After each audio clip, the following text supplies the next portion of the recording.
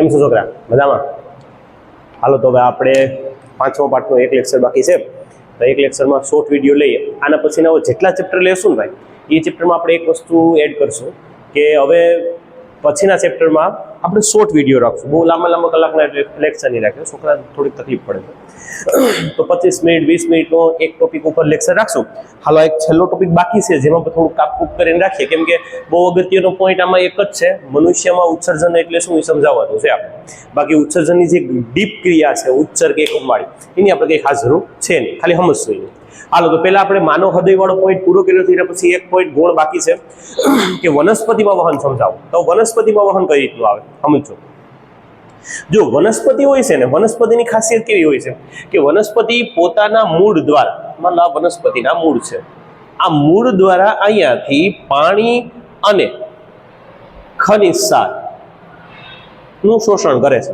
વનસ્પતિ આપણે કરતા ઉલટું કાર્ય કરે છે, ગુરુત્વાકર્ષણની વિરુદ્ધ દિશામાં કાર્ય કરે છે. મોસ્ટ ઓફ દરેક વસ્તુનું ઉપરથી છોડ તો એઠી આવે, તો વનસ્પતિ પાણી એઠેથી લઈને ઉપર સુધી લઈ જાય છે, નીચેથી ઉપર સુધી પહોંચાડે છે, અને એ પણ કોઈ મોટર વગરનું કાર્ય. પ્રશ્ન થવો જોઈએ ને કે એટલું પાણી ઉપરની તરફ કઈ રીતે પહોંચતું હશે. તો આપણે એને હાવ શોર્ટમાં સમજીએ કે વનસ્પતિ છે એમાં આપણે 9મા ધોરણની અંદર ભણ્યા હતા, પાણીને ઉપર લઈ જવાનું કાર્ય આ રીતે લખો, એ કરે છે જલવાહક પેશી. અને એવી એક બીજી હોય છે જેનું નામ છે અનવાહક પેશી.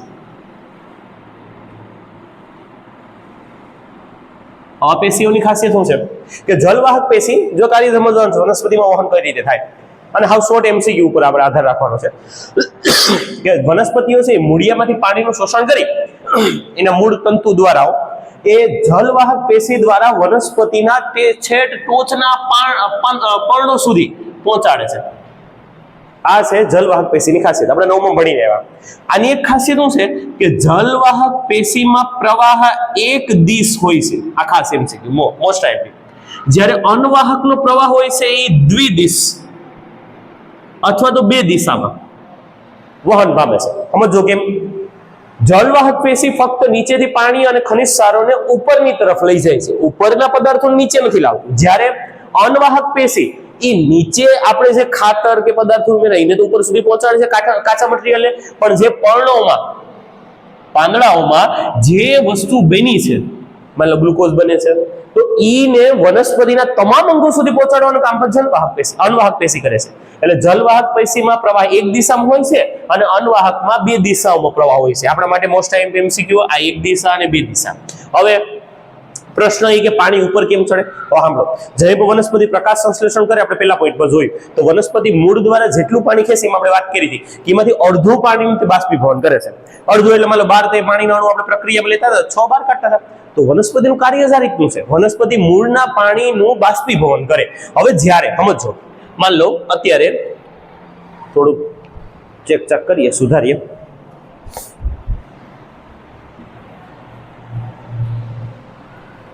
માન લો આ વનસ્પતિ છે, આ વનસ્પતિની જળવાહક પેશી પાણીને ઉપરની તરફ લઈ જાય છે. સમજો અહીંયા છે પર્ણ, અત્યારે આખી જલવાહક પેશી અને પર્ણ સંપૂર્ણ 100% પાણીથી ભરેલા છે. તો અત્યારે નીચેથી પાણીને આવવાની કોઈ ઇન્કમ છે નહીં.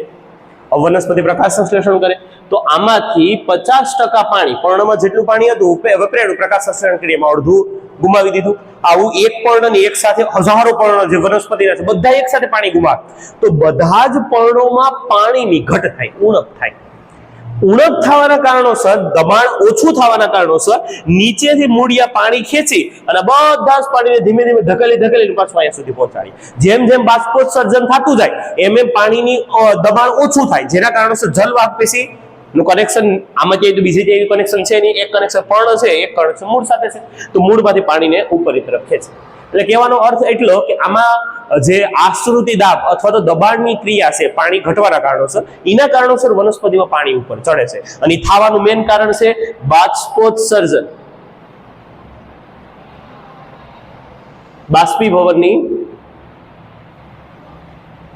ક્રિયાના કારણોસર જે પાણી ગુમાવવામાં આવે એના કારણોસર બાષ્પોત્સર્જનની ક્રિયા થતા પાણીની ઉણપ થાય, અને ઈ પાણીની ઉણપને પૂરું કરવા માટે નીચેથી પાણી ધકેલાય છે. એટલે વિચાર કરો, વૃક્ષ કદાચ પાઇનનું વૃક્ષ છે એ 100 મીટરનું હોય, 300 ફૂટનું હોય, 350 ફૂટ, 350 ફૂટ ઉપર પાણી ચડાવવું એટલે કોઈ મોટર વગર તો અશક્ય વસ્તુ છે. પણ વનસ્પતિ દબાણની ક્રિયાના કારણોસર આવું એક વખત આપણે પર થાય છે. માન લો આપણે 3જા માળ ઉપર આપણે મોટર દ્વારા પાણી પહોંચાડતા હોય અને એ નળીમાં લીકેજ થઈ ગયો તો પાણી ઉપર પ્રેશર ન મળે, પાણી એટલું મળે નહીં, તમને પૂગે જ નહીં. પહોંચાડવાનું તો પછીની વાત છે, લીકેજ થઈ ગયું ન પહોંચે. એમ જલવાહક પેશી અને અનવાહક પેશીઓમાં ક્યાંય લીકેજ નથી હોતું. મતલબ એના બે કનેક્શન છે. એક કનેક્શન છે ઉપરના પર્ણ સાથે અને એક કનેક્શન છે મૂળ સાથે. તો પર્ણ જ્યારે પાણી ગુમાવી દે તો અહીંથી તો પાણી મળવાનું છે નહીં, એટલે પાણીની અછત થાય. તો પાણીનો ભરપૂર એનો ભંડાર છે ક્યાં? તો મૂળમાં. એટલે મૂળિયા દબાણ આ બધું પાણી ઉપરની તરફ ખસીએ એટલે અહીંયા ખાલી ભાગ બનશે, દબાણ ઘટશે, જેના કારણોસર પાણી ધસી આવશે. એટલે વનસ્પતિના મૂળિયાઓ પાણીની અછત થવાના કારણોસર પાણી ઉપરની તરફ ખેંચે છે અને અનવાહક પેશી બંને તરફ વહન કરે છે. બસ એટલું આમાં જોવાનું છે. પાછો એકવાર કહી દઉં, જલવાહક પેશી ઈ પાણીનું વહન કરે એક દિશામાં, જ્યારે અનવાહક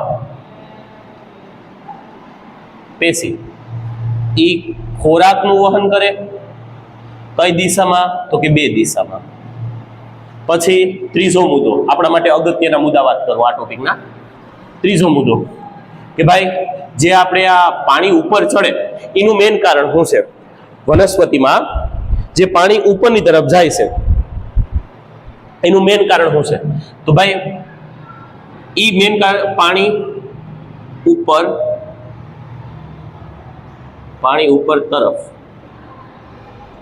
જવું, આનું મેઇન કારણ છે બાષ્પોત્સર્જન ની ક્રિયાના કારણોસર પાણી ઉપર તરફ ચડે છે. તો આ ત્રણ મુદ્દામાં મેઇન છે કે વનસ્પતિમાં જે જલવાહક પેશીમાં પાણી ઉપરની તરફ લઈ જવા વાળી મેઇન ઘટનાનું કારણ, મેઇન ઘટના કઈ કે જેના કારણોસર પાણી ઉપર ચડે તો બાષ્પોત્સર્જન. પાછળના પેજ ઉપર તમને દબાણ ઘટે છે એવું બધી માહિતી આપેલી છે. જલવાહક પેશીમાં પાણીનું વહન થાય, સાથે ખનિજ ક્ષારોનું વહન થાય એક દિશામાં. અનવાહકમાં ખોરાકનું અને અન્ય પદાર્થોનું વહન થાય છે દ્વિદિશામાં, ઉપર બધાય નીચે પાવે. અને પાણીની ઉપરની તરફ લઈ જવાની મેઇન ઘટના કઈ તો કે બાષ્પોત્સર્જન. બસ એટલું આપણે આ ટોપિકમાંથી શીખવા જેવું હતું. હવે આપણે પાઠનો છેલ્લો ટોપિક શરૂ કરીએ, મનુષ્યનું ઉત્સર્જન તંત્ર. મનુષ્યના ઉત્સર્જન તંત્રમાં ઉત્સર્જન એટલે શું? પહેલા તમારે ઈ લખવું પડે. તો આપણે પહેલા વ્યાખ્યાથી શરૂઆત કરીએ, પછી ઉત્સર્જન તંત્રની આકૃતિ ઓલી સાઈડ દોરીએ કે સજીવોમાં. પહેલા આપણે ઉત્સર્જનની વ્યાખ્યા લખીએ તો સજીવોમાં લખીએ, સજીવોના શરીરમાં ઉત્પન્ન થતા નકામા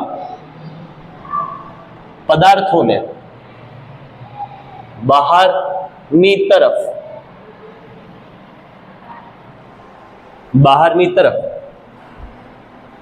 અથવા તો પદાર્થોને બહાર નિકાલ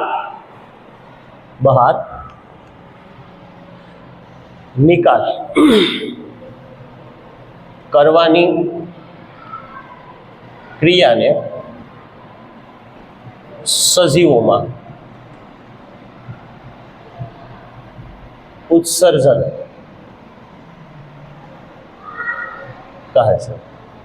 હાલો, મનુષ્યના ઉત્સર્જન તંત્રની વાત કરીએ તો પહેલા તો આપણે ઉત્સર્જન તંત્ર દોરતા આવડવું જોઈએ. જરા ધ્યાન રાખજો. કેટલો ભાગ બાકી રહેશે? થઈ જશે. ચાલો આકૃતિ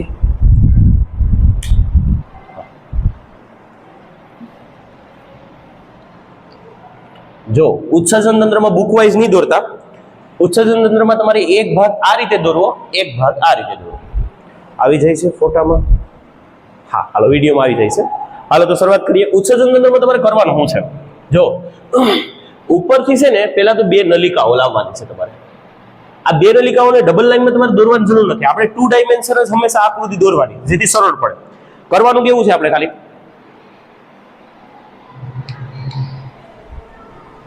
બુક પ્રમાણે જોવા જઈએ તો આકૃતિ થોડી ડિફિકલ્ટ થઈ જાય. એટલે આપણે ખાલી એટલું કરવાનું છે, પેલા નલિકાઓ દોરીએ. પેલા આપણે મૂત્રપિંડ હોય છે. જો ભાઈ, મનુષ્યમાં ઉત્સર્જન કરવા માટે સૌથી અગત્યનો અંગ છે મૂત્રપિંડ, જેને આપણે આપણા નામમાં કિડની કહીએ છીએ. કિડનીનું કામ સાંભળજો. 3 પ્રકારનું આપણી અંદર ઉત્સર્જન થાય. આપણે શ્વસનમાં ભેણા કે આપણે જે શ્વાસ લઈએ છીએ તો ફેફસાના વાયુ કોષો એને ઓક્સિજન આપે અને એમાંથી કાર્બન ડાયોક્સાઇડ લઈ લે. તો કાર્બન ડાયોક્સાઇડનું ઉત્સર્જન ફેફસા કરે. પાચન તંત્રમાં ભેણા કે આપણે જે ખાઈએ છીએ એમાં જે નકામો કચરો વધે છે એને આપણે મળદ્વાર દ્વારા બહાર ફેંકીએ છીએ, તો એ ઘન પદાર્થોનું ઉત્સર્જન ભેણા. હવે પ્રવાહી પદાર્થોનું ઉત્સર્જન જે આપણા લોહી સાથે સંકળાયેલું છે, સમજો. તો આમ આપણે કરવાનું હાવ સિમ્પલ કાર્ય કરવાનું છે. એક લાઈન આ સાઈડ. હવે તમારે અહીંયાથી નાના એવા 2 કટ મારી અને અહીં આપણે કિડની દોરવાની છે.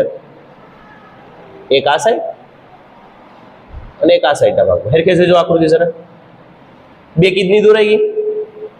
આ ભાગને આમ નીચે ખેંચી લેવાનું. ચાલો શાંતિ રીતે. જો હકીકતમાં શું છે, એક કિડની સાથે ધમની અને શીરા 2 કનેક્શનમાં હોય છે. ધમની ખરાબ લોહી લઈને કિડનીમાં આવે છે, તો સાંભળજો, તો શીરા સારું લોહી લઈને જાય છે. આવું હોય? હા. જો કે પ્રોસેસ જે હોય, એક નસ ખરાબ લોહી લઈને કિડનીમાં આપે, મૂત્રપિંડમાં આપે. મૂત્રપિંડ ઈ લોહીને ગાળે. ગાળે એટલે શું? તો કે એમાં રહેલા નાઇટ્રોજન યુક્ત પદાર્થ, એમિનો એસિડ, કેટલા બધા ઘણા નકામા પદાર્થ હોય છે. આ બધા જ નકામા પદાર્થોને પાણીમાં મિક્સિંગ કરી અને બહાર તેજી નાખે છે, મૂત્રાશય સુધી મોકલી દે છે. તો કિડનીનું કામ હું લોહીને સાફ કરું. લોહીમાં જે સતત નકામા પદાર્થો ભેળા કરે, આ પદાર્થોને સાફ કરવાનું કામ આપણી કિડની કરે છે. તો એક નસ લોહી લઈને આવશે, એક લઈને જાય. 3 ડાયમેન્શનમાં હેરખે દેખાડી ગઈ. 2 ડાયમેન્શનમાં ન દેખાડી ગઈ એટલે પહેલા 2 કિડની દોરી નાખો. 2 કિડની દોરી હવેથી વચ્ચે 2-3 લીટી મારી દો. એક આ નસની લીટી, એક આ નસની લીટી અને વચ્ચે આ રીતે પડદો મારી દો. હાલ આપણે પ્રશ્ન દેખાડવાનો નથી, બાકી હકીકતે એક સાથે 2, એક સાથે ધમની શીરા, બીજા સાથે ધમની શીરા હોય છે કનેક્શનમાં. હવે શું કરવાનું? અહીંયાથી એક આ રીતે ક્રોસ મારી દેવાનો, એક અહીંયાથી આ રીતે ક્રોસનો ભાગ જરાક મારી દેવાનો. અહીં ધમની શીરાનો અંત થાય છે. અને સમજો હવે, મૂત્રપિંડમાં જે રુધિર ગાળન થયું, લોહી સાફ થયું, તો એ લોહીમાંથી નીકળતું પાણી, નકામા પદાર્થો, આ બધા જ નકામા પદાર્થો એક મૂત્રાશયમાં સંગ્રહિત થાય. તો મૂત્રાશયમાં ઝાબ મોકલવા માટે અહીંથી એક નલિકાઓ નીકળે, જેને આપણે મૂત્રપિંડ નલિકાઓ કહેવાય. તો બંનેની અંદરથી એક મૂત્રપિંડ નલિકાઓ આમ બહાર કાઢવાની, અને એ 2 મૂત્રપિંડ નલિકાઓને મૂત્રાશયને જરા ખેરખે દોરું. થોડી મોટી કોથળી જેવી રચના હોય છે, આ રીતે મૂત્રાશયના ભાગ સુધી પહોંચાડી દેવો. આ આપણું ઉત્સર્જન તંત્ર પૂરું. એક રુધિર લઈને આવતી નસ છે, તમારે લખવી તો લખવાની. એક છે ધમની, એક છે શીરા. ન લખો તો હાલ. આ છે માન લો ડાબુ મૂત્રપિંડ, જમણી બાજુ મજાવી લખીએ, કોઈ જરૂર નથી. તો આ છે જમણું મૂત્રપિંડ. આ શું છે? તો કે ભાઈ આ છે મૂત્ર વાહિની, જે આપણા મૂત્રાશયની અંદર મતલબ કિડનીની અંદર સાફ થતા જે હારા લોહીને તો પાછું રિટર્ન મોકલીએ, પણ નકામા જે પદાર્થો છે સાફ થઈને બહાર નીકળ્યા છે એને મૂત્રાશય સુધી પહોંચાડે. તો આ કોણ છે? તો કે આ છે મૂત્રાશય, અને આ તો કે આ છે મૂત્રમાર્ગ. બસ હવે આપણે 5-6 નામ દર્શાવવાના છે. આપણું કામ પૂરું આકૃતિમાં. દરેક આકૃતિ નીચે નામ લખવું. આ છે મનુષ્યનું ઉત્સર્જન તંત્ર. એક મિનિટ, જરાક આકૃતિમાં કઈ કપાતું નથી ને, ચેક કરી લો. લગભગ નામ કપાઈ જાય. હા, નામ કપાય છે. તો શેષ કેમેરાને સેટિંગ કરું.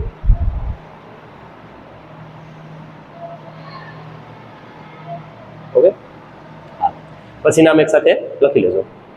હાલ, તો આ ઉત્સર્જન તંત્ર છે, જેમાં 2 કિડની દોરો, એક લાઈન મારો, એક લાઈન મારો, ડોટેડ લાઈન કરો. આપણે બહુ ડીપમાં દેખાડવાની જરૂર નથી, આપણે માર્ક મળે એટલું દેખાડો. ઈ લાઈનનું કનેક્શન આયા, આ લાઈનનું કનેક્શન આયા. વધારે તમારે કરવું હોય તો મૂત્રપિંડને બંને મૂત્રપિંડોને સેસ ઘૂંટી નાખવાની, પેન્સિલથી આપણે ઘાટું કરીએ. ટાઈમ પાસ ન કરવો.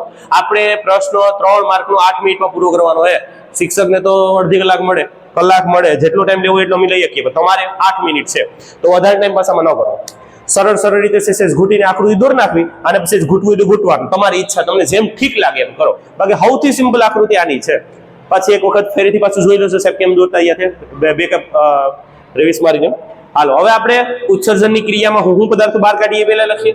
તો કે ભાઈ એક મિનિટ,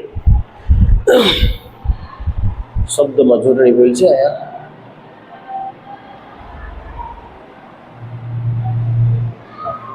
તો કે ભાઈ પાછું લખાઈ જાય. ઉત્સર્જનની ક્રિયા દરમિયાન પ્રાણીઓ અથવા મનુષ્ય, આપણે મનુષ્યની જ વાત કરીએ, મનુષ્ય ના રુધિરમાં રહેલા, મનુષ્યના રુધિરમાં રહેલા નાઇટ્રોજન યુક્ત પદાર્થો, એમિનો એસિડ, ગ્લુકોઝ,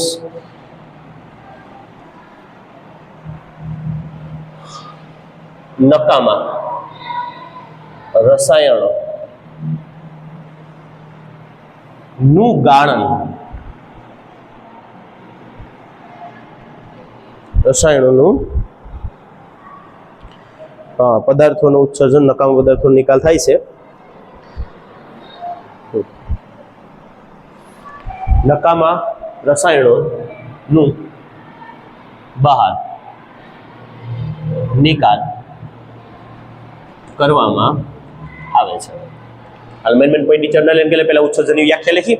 મનુષ્યમાં ઉત્સર્જન થાય અથવા પ્રાણીઓમાં જે ઉત્સર્જન થાય તો એ ઉત્સર્જન દરમિયાન શું નિકાલ થાય તો કે ભાઈ રુધિરમાં રહેલા નાઇટ્રોજન યુક્ત પદાર્થો સાથે એમિનો એસિડ, એમિનો એસિડ આપણા શરીર માટે ઉપયોગી છે પણ વધારે એમિનો એસિડ, પછી ગ્લુકોઝ, જો શર્કરા વધી જાય, શર્કરા વધી તો આપણા શરીરની અંદર આપણે ડાયાબિટીસ નામનો રોગ થાય, એટલે પેટમાં આપણે ભણશું એમ, મતલબ વધારે પ્રમાણમાં શર્કરા છે આપણા શરીરની અંદર સૌથી વધારે નુકસાન કેમાં કરે તો કે પાક વધારે કરે, કે ઘા લાગે તો પાકવાનું વધારે થાય, સુગર વધવાના કારણો છે. તો એ વધારાના સુગરને આપણે મૂત્રપિંડ દ્વારા ગાળણ કરીને બહાર કાઢીએ છીએ. સાથે જે આપણે માથું દુખવા માટે, પેટ દુખવા માટે અન્ય કઈ દવાઓ લીધી છે એ રસાયણ આપણા શરીરની અંદર ફરે છે, જેને આપણે શરીરમાં ઉપયોગ કરી લીધો છે, માથું દુખાવાનું આપણું બંધ થઈ ગયું છે, પણ હવે એ રસાયણના શરીરની બહાર ફેંકવાના છે, કેમ કે એ રસાયણ શરીરમાં રહે તો નુકસાન કરશે, તો એનું પણ ગાળણ કરીને બહાર કાઢવાનું કામ આપણું ઉત્સર્જન તંત્ર કરે છે, મૂત્રપિંડ કરે છે. તો રસાયણોને બહારની તરફ નિકાલ કરવામાં આવે છે. હવે એમાં શું કામ થાય તો આપણે બધા અંગોનું થોડું થોડું કામ લખ્યું, પેલા મૂત્રપિંડનું કાર્ય લખી રાખ્યું આપણે કે આ બધાનું ગાળણ કરે છે, બહાર ફેંકે છે. હવે આપણે લખશું કે મૂત્રપિંડ માંથી, તમે ટાઇટલ પર અલગ લઈ શકો કે ભાઈ મૂત્રપિંડ છે, મૂત્રપિંડ નલિકાઓ છે, મૂત્રાશય છે, મૂત્ર માર્ગ છે, એમ 4 મુદ્દાઓ બનાવ્યું તો તમારી ઈચ્છા, હું નથી બનાવતો, હું ડાયરેક્ટ મુદ્દાઓ લો. આપણે એક એક પોઈન્ટ વિશે સમજાવવાનું છે કે આપણે અત્યારે ઉત્સર્જન મનુષ્યમાં, એક મિનિટ, એક શબ્દ ખવાડો છે, ઉત્સર્જનની ક્રિયા થોડીક ભૂલ છે કે ભાઈ જે આ ઉત્સર્જનની ક્રિયાઓ છે એમાં ઉત્સર્જનની ક્રિયા દરમિયાન રુધિરમાં નકામા પદાર્થ, એમિનો એસિડ, ગ્લુકોઝ, આ બધાને રસાયણોને બહાર ફેંકવામાં આવે છે. કોણ ફેંકવામાં આવે, કોણ ફેંકે છે એ નામ ભૂલાઈ ગયું છે. યુક્ત પદાર્થો અને અન્ય રસાયણો ને નું મૂત્રપિંડ દ્વારા ગાળણ કરવામાં આવે છે. પછી આની ડીપ પ્રોસેસ પર તમને સમજાવું. હવે મૂત્રપિંડમાંથી નીકળતા નકામા પદાર્થોને મૂત્રપિંડ નલિકા, બે હોય બંનેની, તો મૂત્રપિંડ નલિકાઓ નકામા પદાર્થોને મૂત્રાશયમાં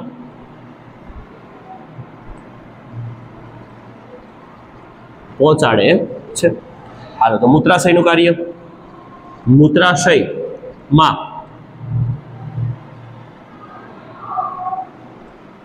જમા થતા, મૂત્રાશયમાં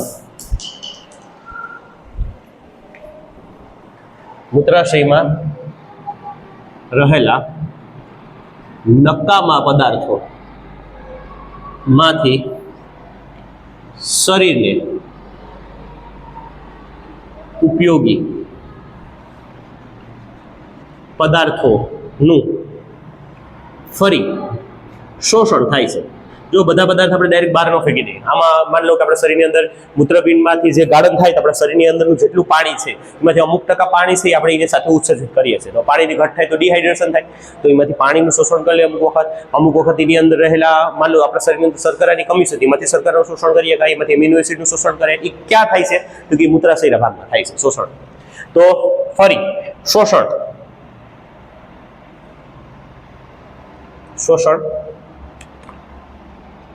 થાય છે. હાલ હવે છેલ્લો ટોપિક દેખા કે હાલો છેલ્લો ટોપિક મૂત્ર માર્ગ વિશે લખવાનું છે. તો કે ભાઈ મૂત્ર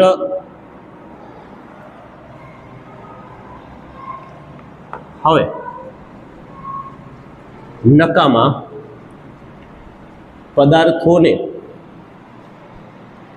મૂત્રમાર્ગ થી બહારની તરફ નિકાલ કરવામાં આવે છે અને મૂત્રમાર્ગ કેમ આપણે ઓલો તમને યાદ હોય તો કદાચ કે પાચનની ક્રિયાની અંદર જે મળ દ્વારા હતું નિયંત્રણ મુદ્રિકા સ્નાયુ કરતો હતો. તો સાંભળજો, મૂત્રમાર્ગનું નિયંત્રણ ચેતાઓ આપણે મગજ પર કહીએ છીએ અથવા તો કરોડરજ્જુ પર કહીએ છીએ, ચેતાઓ દ્વારા નિયંત્રણ ચેતાઓ દ્વારા થાય છે. સોરી નિયંત્રણ શબ્દ વપરાઈ ગયો થાય છે. તો 4-5 મુદ્દાઓમાં પૂરું કરવું. જો ભાઈ ઉત્સર્જનની ક્રિયા તો બહુ લાંબી છે, તો આપણી પાસે બધી વસ્તુ ઉપયોગી નથી કે આપણે લઈ શકીએ. એટલે આપણે શું લીધું, પહેલા તો ઉત્સર્જનની વ્યાખ્યા કે ભાઈ શરીરમાં ઉત્પન્ન થતા નકામા પદાર્થોને શરીરની બહાર ફેંકવાની ક્રિયાને શું કહેવામાં આવે છે? ઉત્સર્જન. તો મનુષ્યમાં શરીરની બહાર ફેંકવા વાળી ક્રિયા કઈ? તો કે ઉત્સર્જનની ક્રિયા દરમિયાન શું બહાર ફેંકાય છે અને કોણ ફેંકે છે?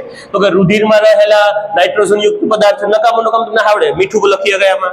શરીરની અંદર ઉપયોગમાં બિન ઉપયોગી બધા ભાઈ નાઇટ્રોજન યુક્ત પદાર્થ, એમિનો એસિડ, ગ્લુકોઝ, નકામા રસાયણો અને પાણી ને મૂત્રપિંડ દ્વારા ગાળણ કરવામાં આવે છે, એટલે બહાર ફેંકવામાં આવે છે. મૂત્રપિંડમાંથી નીકળતા નકામા પદાર્થોને મૂત્રપિંડ નલિકાઓ છે ભાઈ, એ મૂત્રાશય સુધી પહોંચાડે છે. તો મૂત્રાશય આ નકામા પદાર્થોમાં શરીરને ઉપયોગી જે પદાર્થ છે, પાણી છે, અન્ય કોઈ રસાયણો છે, એનું ફરી શોષણ કરે છે. અને બાકી જે કચરો રહ્યો આ નકામા પદાર્થોને મૂત્રમાર્ગ દ્વારા બહારની તરફ નિકાલ કરવામાં આવે છે. અને આ મૂત્રમાર્ગનું નિયંત્રણ ચેતાઓ કરે છે, જે સામાના ભાગમાં તમને ઉત્સર્જન એકમ છે એમાં આપેલો છે. ઉત્સર્જન એકમ આજ સુધી પરીક્ષામાં કોઈ દિવસ પૂછાય. હા, અસાઇનમેન્ટમાં વારંવાર આપે. અસાઇનમેન્ટ વાળા તો હું 6 પ્રશ્નપત્ર બનાવવાનું છે એટલે વારંવાર એકને એક પ્રશ્ન રિપીટ કરતા હું. પણ બોર્ડના લેખામાં જોજો લગભગ ઉત્સર્જન એકમ લગભગ નથી, અને હોય તોય ન કરવું, કેમ કે ઉત્સર્જન એકમ બહુ ડીપ ક્રિયા છે. હું તમને સમજાવું ખરો આવે, પણ એની આકૃતિ દોરવામાં 20-25 મિનિટ બાકી, તો એમાં થોડો ટાઈમ પાસ કરવાનો. આપણા માટે બોર્ડનો પ્રશ્ન 4 માર્કનો છે, સોરી 3 નહીં. તો આ પ્રશ્ન પૂછાયેલો છે 4 માર્કમાં. લીથામાં તમને જોવા મળશે. લીથાનો વિડીયો લગભગ આજે બનાવી લે, આજે બધું બની જાય, ફ્રી ટાઈમ છે તો આજ. હાલો, તો આ પ્રશ્ન એક વખત લખી લેજો. છેલ્લો પ્રશ્ન છે. હવે આ ગાળણ કેમ થાય, એ ગાળણનો થોડોક ડીપ પોઈન્ટ છે, એ હવે આપણે પછી જોઈએ. પેલા લખી લો, હાલો સ્ક્રીનશોટ લઈ લો.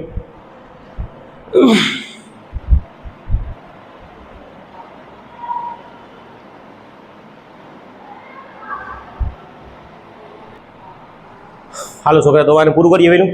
જો હવે ઉત્સર્ગ એકમ આપણા મૂત્રપિંડ હોય છે ને, એની અંદર આ જે ગાળણની ક્રિયા કરવા વાળા છે ને, એ મૂત્રપિંડ નથી, પણ એની અંદરના નાના ઉત્સર્ગ એકમ છે. કઈ એકાય લગભગ એવું મેં સાંભળેલું છે કે એક કિડનીની અંદર લગભગ 1 લાખ કે 10 લાખ જેટલા ઉત્સર્ગ એકમો આવેલા હોય છે. એ ઉત્સર્ગ એકમ એક ગુચડા જેવી રચના હોય. મતલબ આપણા હૃદયમાં જે ખરાબ લોહી છે, ખરાબ લોહી એટલે કેવું, કાર્બન ડાયોક્સાઇડ વાળાની વાત નથી થતી, રસાયણ અને યુરિયા અને નાઇટ્રોજન યુક્ત નકામા પદાર્થો વાળું લોહી. આ લોહીને લઈ અને ધમની એક બાવુમીનની કોથળીમાં આવે. જો ભાઈ આ બોર્ડમાં પૂછાયેલો એમસીક્યુ છે. ઉત્સર્ગ એકમની અંદર વાટકા જેવી જે રચના હોય એને શું કહેવામાં આવે? આનું નામ છે બાવુમીનની કોથળી. આ બાવુમીનની કોથળીમાં શું થાય? તો બાવુમીનની કોથળીમાં રુધિર એકઠું થાય છે, જેમાં રસાયણ જેવા કે તમારી બુકમાં લખેલા છે, એમિનો એસિડ છે, આગળ આપણે લખ્યા, યુરિયા છે, નાઇટ્રોજન યુક્ત પદાર્થ છે, પાણી છે, નકામો કચરો છે, રસાયણ છે, ગ્લુકોઝ છે, બધા વાળું લોહી આમાં ભેગું થાય. હવે થાય શું? તો કે આની અંદર હું હાવ શોર્ટમાં સમજાવું, ઉત્સર્ગ એકમ નથી દોરતો, કે આની અંદર જે અશુદ્ધ રુધિર છે એનું ગાળણ થાય, અને અશુદ્ધ રુધિરમાંથી એક શીરા નીકળે. આ શીરાનું કામ શું છે ભાઈ? તો કે જે આ શીરા છે એ આમાંથી શુદ્ધ રુધિર ને ફરી પાછું હૃદય લઈ જાય, હૃદય સુધી લઈ જાય. તો આમાંથી જે નકામું જે પદાર્થ નીકળે, એમાં શું પદાર્થ નીકળે સાંભળજો જરાક.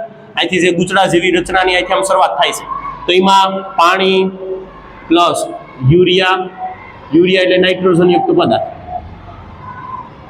પ્લસ ગ્લુકોઝ, ઇના પ્લસ એમિનો એસિડ, આ બધા પદાર્થો, આ પદાર્થોને ધીમે ધીમે ધીમે ધીમે આમાં વહન ઉગાડે છે. આ કોણ છે?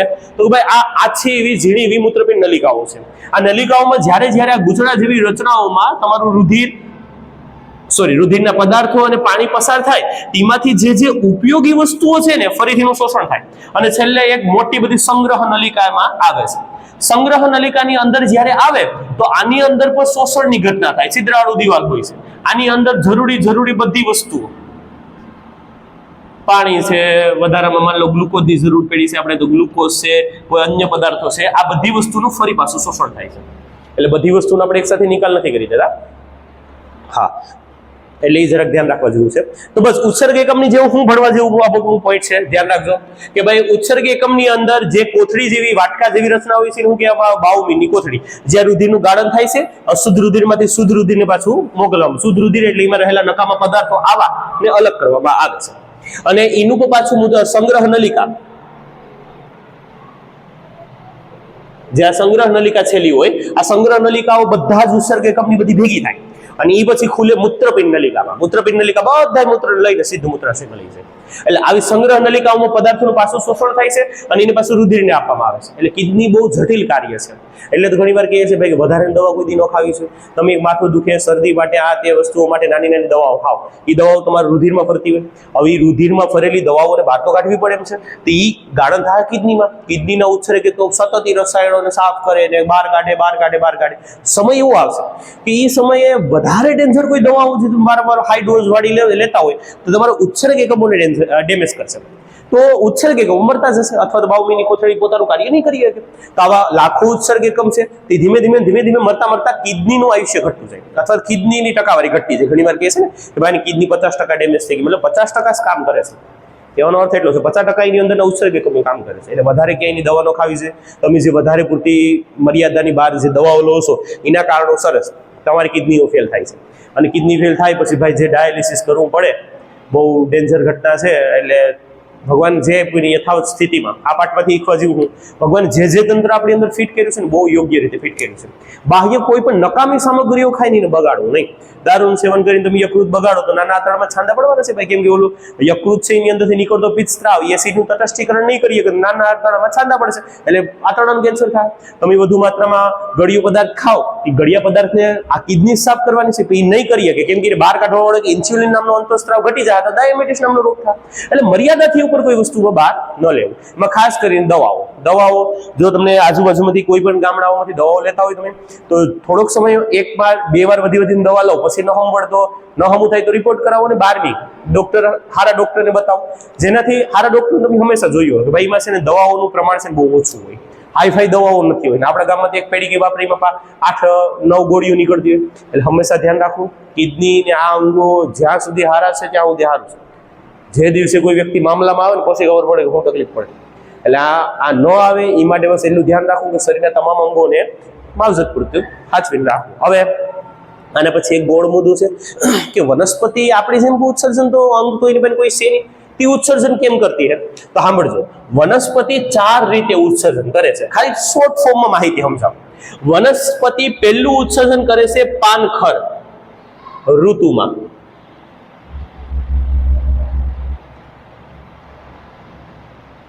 બીજું ઉત્સર્જન કરે છે રેઝિન. ત્રીજું ઉત્સર્જન કરે છે ગુંદર. અને ચોથું ઉત્સર્જન જોવું પડશે. રેઝિન ઉત્સર્ગ પદાર્થોને પર્ણોમાં મોકલીને, ગુંદર ઓક્સિજન વનસ્પતિ ડાયોક્સાઇડ છૂટા પાડી પદાર્થોનો. હા, એક ઉત્સર્જન તો તમે ભણ્યું છે.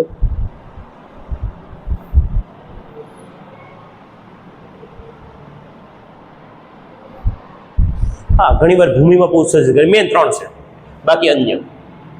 જો વનસ્પતિ આખા વર્ષ દરમિયાન જેટલો પદાર્થો મૂળિયામાં દીખે છે એમાં પણ નકામા પદાર્થો એની અંદર પાવી જાય છે. તે નકામા પદાર્થોને પહેલા રસધાનીમાં સંગ્રહ કરે છે.